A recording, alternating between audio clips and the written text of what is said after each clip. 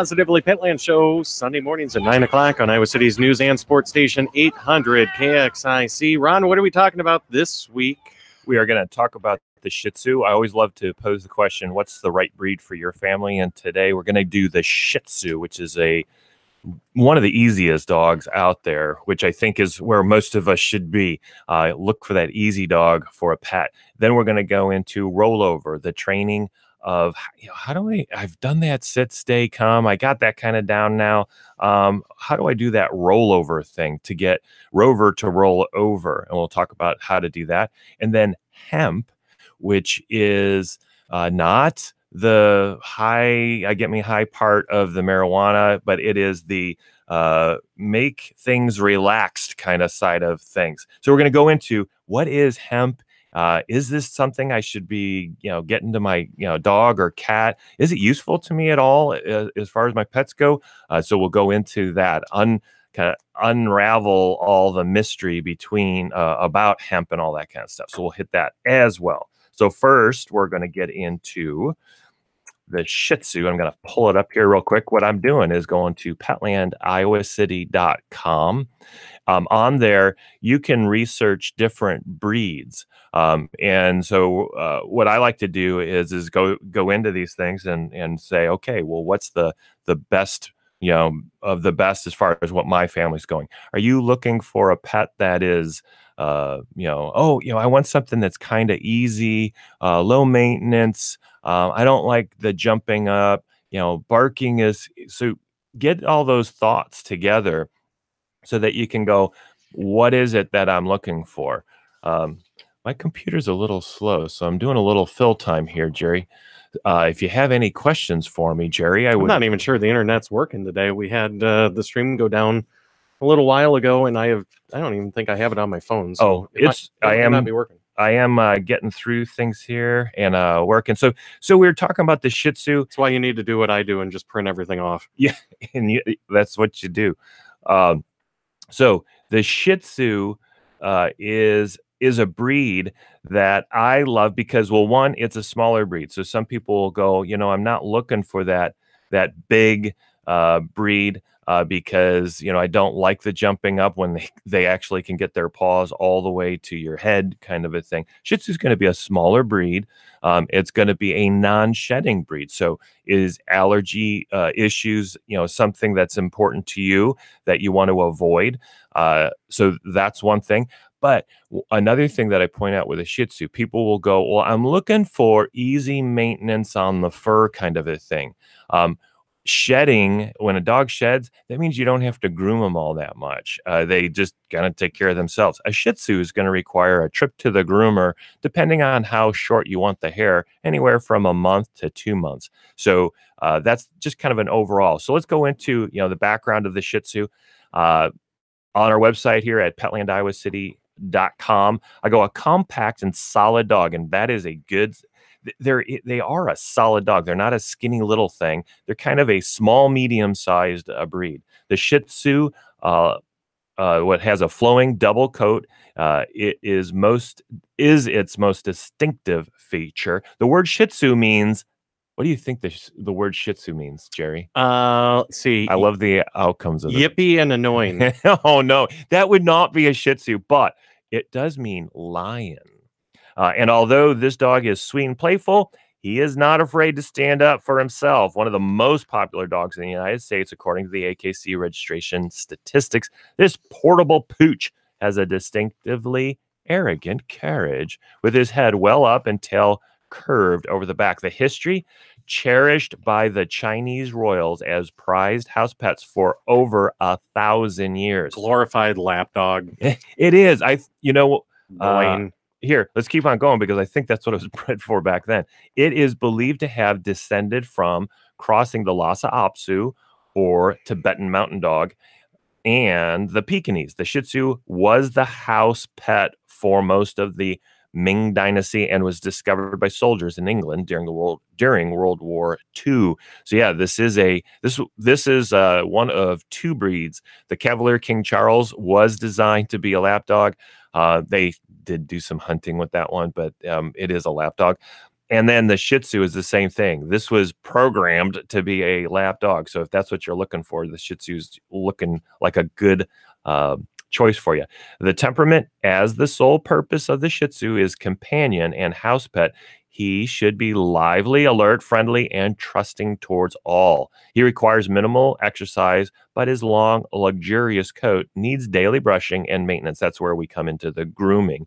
Oh, it's also bringing out that it's got a short leg. So this is a dog that you don't need to go take for long walks as well. It gets a lot of its exercise out right in your apartment. It will like to go for a walk and all that kind of stuff, and it'll go for a ways. And unlike a Maltese or a Yorkie that is so tiny that they just can't go long distances, this one will go a little further on it. Environment, this is rated for apartments are fine. So you can go anywhere from an apartment to a house.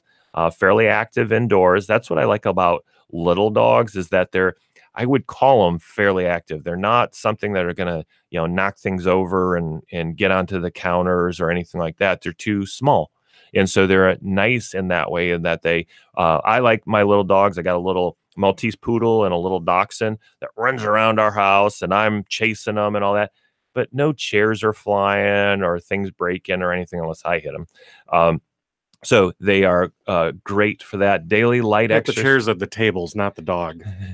The chairs. What? You said unless I hit them. You were talking about the chairs. Yes, yeah. Not the dog. Don't hit the dog. Yeah, that doesn't work. And then grooming, daily brushing, periodic professional grooming is recommended. You're going to do that without a doubt. And a Shih Tzu looks very noble once they get groomed. When they get a little raggedy, they look a little raggedy.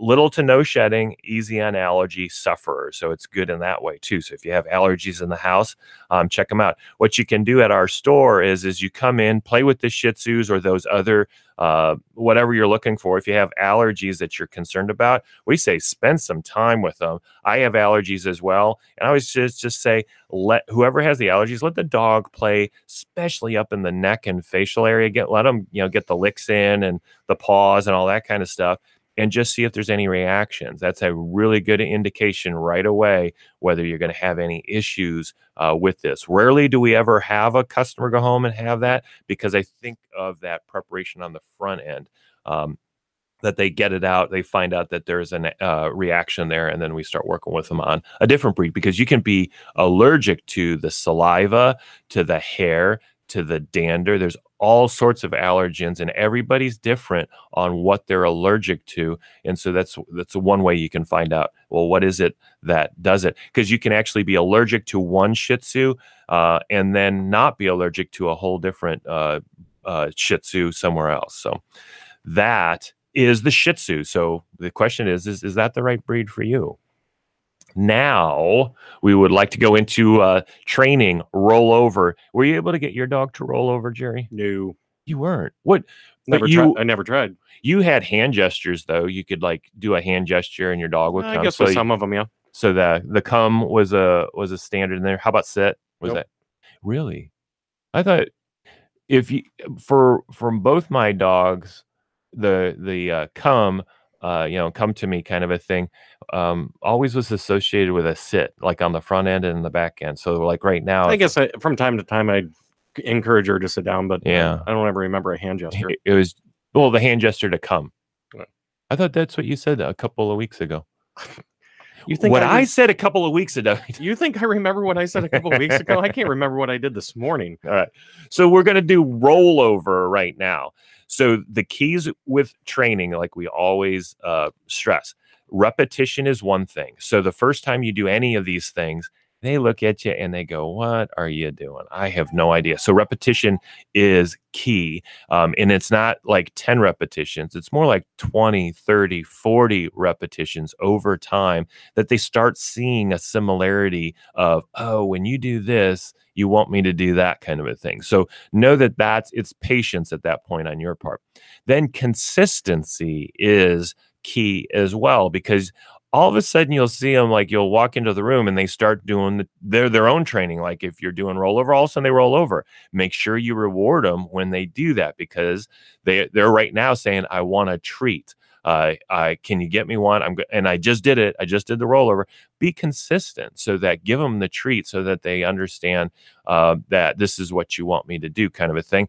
And then have an incentive. So scientifically, they've studied dogs on what do dogs respond in a positive way best to. And the number one was a treat. They're very food and taste oriented.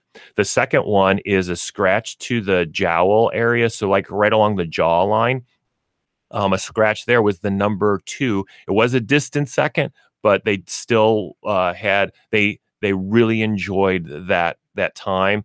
And then words of assurance, and you can have any words you want, but it's that calming, like, oh, good dog, is what they responded in a positive way. Yelling, hitting, all those things, none of them worked. They actually caused other issues and all that kind of stuff. So stay away from all that stuff. So when you're training, have a treat ready. I always say do the trifecta. Have a treat ready when they do what you want them to do. Give them a lick of the treat or the whole treat itself. Give them a scratch on the jowl and say, good dog, or whatever your words of assurance are to your dogs. They really will respond quickly to having all three of those things done at the same time. So rollover, what you would do on this one is if your dog is spastic and crazy right now, you got to go run them, because they're not going to respond well to this training. They're going to be spastic, and we need them to calm down a little bit. So run them, make sure they're all exercised out. Now bring them back in. Take that treat that you've been using to give them the positive reinforcement right when they do their trick or whatever. I want you to put it into your palm, and then I want you to enclose that treat in a fist, so they can't actually see it, but they probably can smell it, and because their smell is really strong, or their intensity to be able to. I want you then to turn. Let's see, you're going to do it. Your knuckle sides of your hand are going to be up. Your fingers are primarily going to be facing down. I want you to bring that all the way down to the ground.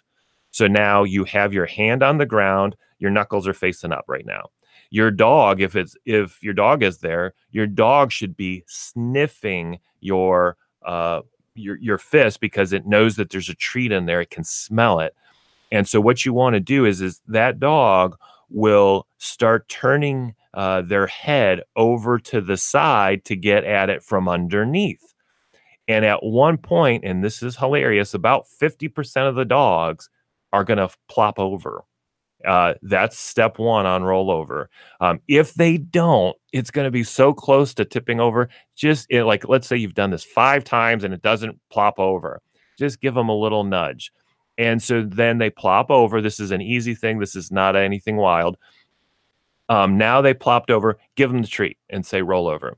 You're not rolled over all the way, but we got them that far. So let's give them a treat and an incentive to say, when you plopped over, that's good. You can even have a command for plopping over on your side or whatever, and just call it quits at that point, and then come back to rollover later on.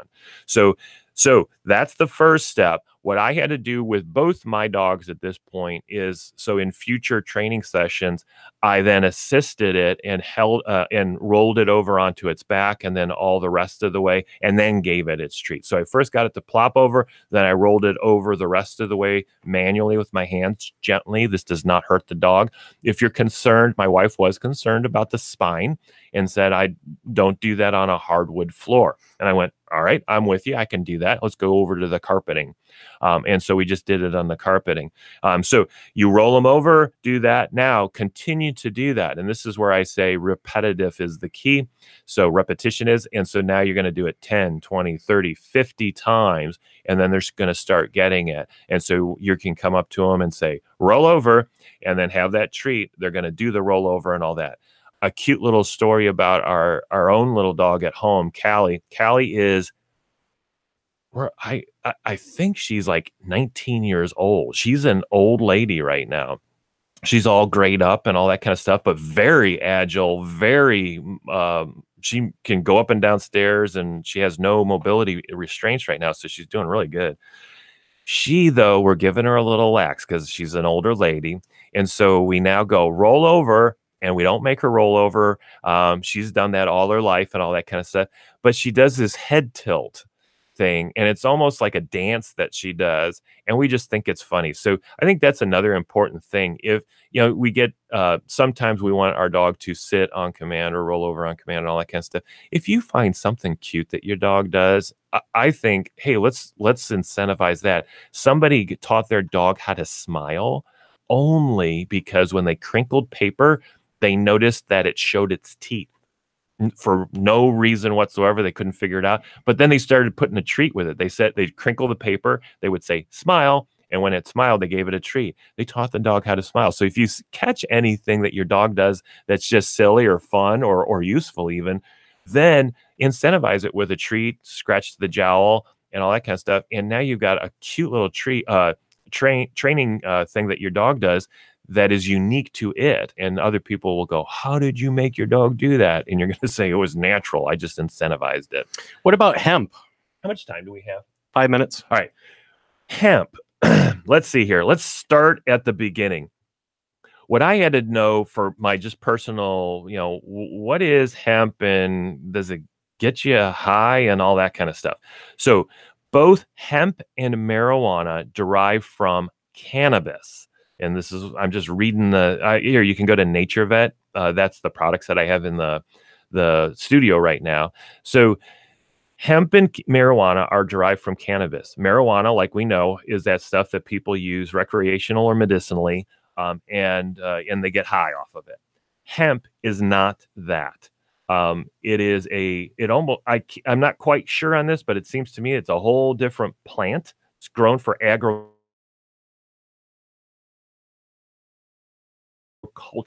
and then feeding and all that kind of stuff to it. Hemp is non-psychoactive, so it's not anything with the marijuana side of things. So why are people feeding hemp to their dogs and cats and probably some other pets? So right off the bat, they come out with these items, and to me, I got a very vitamin-y feel from what they were saying. So I kept on going deeper and deeper into what are they meaning by that. So hemp is high in fiber. Okay, well, that's good for your dog. Makes for stiffer stools, healthier digestive tracts, and all that. Great source of plant-based protein. Okay, dogs, we know, everybody says grain-free is bad for dogs. Well, it's actually wrong. Grains are a part of their diet. I think we did go a little overboard with the amount of grains that in the past that we were feeding our dogs, only because it was a cheap source of protein. And so that's why those dog food manufacturers in the grocery stores and stuff really bulk up on it. It's a cheap source of protein. Hemp's got that. It's a plant-based protein. I get it. It's rich in 2 essential fatty acids, omega-6 and omega-3. That sounds real familiar. So I do hear report after report that they for some reason are extremely high in those 2, and so that you're going to get more than the average out of the omega-6 and omega-3 for the hemp line. And we know that those 2 are great for a healthy system for the dog. It makes for healthier skin. It actually is found to be decrease in the shedding and all that kind of stuff. So, okay, that's good. Contains phytonutrients, antioxidants, vitamins, and minerals. You see how I'm getting to that? It seems like there's a lot of vitamin-y kind of conversation going on in here. Contains 20 amino acids, including 9 essential amino acids. And then finally contains naturally occurring cannabidiol, which they call CBD. You might find that somewhat familiar. That provides natural support for health and balance of the endocannabinoid system. That is getting into how our brains and our bodies work, and that this CBD can help that. So let's not touch that too much at this point. We're gonna come back to that. So some other claims that they have that hemp, and these are general claims across the industry. Nature Vet is just pointing them out. Helps support cognitive function. So I'm going to go a little further into that. One thing that I found, Jerry, you like that one? CBD is known to make you sleepy. And so they also pull that and say it relaxes you, therefore it relaxes you. So I think what they're getting after is it supports cognitive function, so it's going to relax you, so that it helps you there. Helps support cardiovascular health. Not sure how they pull that one out there, but it's just the general health of your body. Helps support joint function and flexibility. That's getting back into those omega-3s and fatty acids. Helps promote healthy skin and coat, omega-3s, fatty acids. Helps reduce stress and promotes relaxation. Key point right there, in that it relaxes the dog to the point where it will bring on sleep. And when I say this, it's in a light way. Your dog doesn't fall asleep when you give this to them. It just kind of takes them down a notch. Helps maintain proper skin moisture and respiratory health. We heard about that with the healthier skin and coat, omega-3s and fatty acids. Helps support overall physical and mental well-being. Relaxes you, sleepy, kind of a thing. Helps support healthy digestive tracts. Fiber is what does that. Helps maintain normal disposition and balanced behavior. Relaxes you, kind of a thing. And then helps alleviate, I'm not saying it, alleviate, you guys know what I'm saying, aches and discomfort associated with daily exercise. So again, this is the omega-3s. I think those amino acids also help. The omega-6 and 3 help in the swelling and deswelling of tissues. And so it's getting into the aches and pains, and then helps combat environmental pollutants. Don't know where that comes from. And that's hemp in a nutshell. Yes. So how much time? Are we down to a minute or like -2? -3, whatever. All right. I just let you go anymore. What we have in the studio, what I have at the store is hemp relief, 100, 300. Those are just different concentrations. This is drops. So you'd put them like under their tongue or just into their jowl. Calming pet drops. So this is, again, relaxes them and helps them sleep and all that kind of stuff. Hemp omegas. Okay, we talked a lot about that. That's another product that we have that you would squirt over their food. And then we have treats, and those are hemp joint health, hemp immune health, and hemp quiet moments, and hemp allergy relief. So these are products like what we just described will do what they do. We've got them in drops, and we've got them in treats for your dog. So if you're looking to help your dog in those kind of ways, come on in, learn more about this. To me, it's a little bit, from my perspective, it's still a mystery. I'm still trying to figure it out. I want to try it on my pets when they have those needs and see how it works. And so that is hemp in a nutshell. I would come in, I would try some of these things if you're having some issues with your dog or cat, and see how they can help your dog or cat with the relaxation side, the aches and pains kind of stuff, or the overall health kind of things. So how do we find out more about Petland of Iowa City? We are Petland of Iowa City, located at Marketplace Mall. Stop in. That's the best way. Sundays, we're open from noon until 6. Monday through Saturday, we're open from 10 a.m. until 9 p.m. You can visit us at our website, petlandiowacity.com. You can look us up on Facebook. Just search out Petland Iowa City, will pop up, and then you can actually see what we just talked about here on YouTube. Search out PAWSitively Petland Radio Show, and we will pop up, and you'll see years of our shows posted on YouTube. PAWSitively Petland Show Sunday mornings at 9 o'clock on Iowa City's news and sports station, 800 KXIC. Thanks, Ron. Thanks, Jerry.